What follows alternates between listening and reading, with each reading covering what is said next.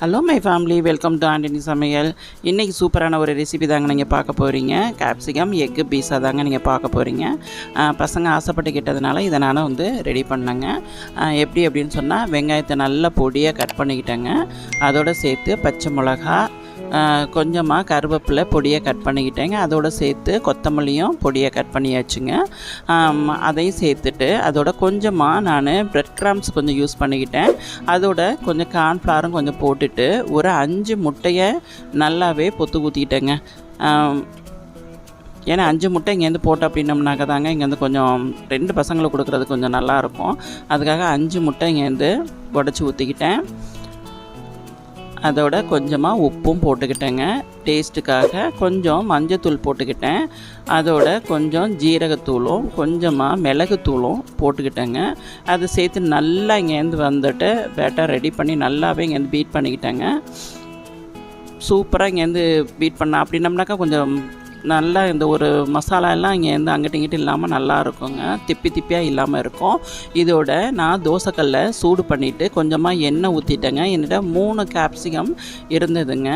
அந்த 3 கேப்சிகத்தையும் நான் ரவுண்டாக கட் பண்ணிவிட்டு தோசைக்கல்லை சுற்றி அப்படியே வச்சுக்கிட்டேங்க. வச்சுக்கிட்டு நம்ம இங்கே முட்டை ஆம்லேட்டுக்கு நம்ம ரெடி பண்ணோம் பாருங்கள், அந்த பேட்டரை ஒவ்வொரு கேப்சிகம் வளையத்துக்குள்ளாரையும் ஃபுல்லாகவே இங்கேருந்து ஊற்றியாச்சுங்க. ஊற்றிட்டு சுற்றிலும் இங்கேருந்து இருக்கிற முட்டையோடைய பேட்டரையும் அப்படி ஃபுல்லாகவே ஊற்றி என்ன பண்ணிவிட்டேன், நான் மூடி வச்சுட்டேங்க. நான் ஃபுல்லாக ஒரு ஃபியூ மினிட்ஸ் மட்டும் இங்கேருந்து மூடி வச்சாச்சு. ஏன்னா எக் அப்படின்னா சட்டுன்னு உடனே வெந்துடும்ல, அதுக்காக ஃபியூ மினிட்ஸ் மூடி வச்சாச்சு. ஆனால் பன்னீர் ஒரு 200 கிராம் இருந்ததுங்க. பன்னீர் அதை எடுத்து என்ன பண்ணிட்டேன், அதையும் நல்லாவே துருவிட்டேங்க. மூடி வச்சுருந்ததை எடுத்து பார்த்தா கொஞ்சம் முக்கால்வாசி வெந்திருந்ததுங்க பீட்சா. அதோடு சேர்த்து இந்த பன்னீரை நல்லாவே துருவி போட்டுட்டு ஃபுல்லாகவே துருவி போட்டேங்க. 200 கிராமே நல்லாவே துருவி போட்டுட்டேங்க. ஏன்னா பசங்க சாப்பிடும்போது நல்லா டேஸ்ட்டாக சாப்பிடணும் அப்படிங்கிறதுக்காக.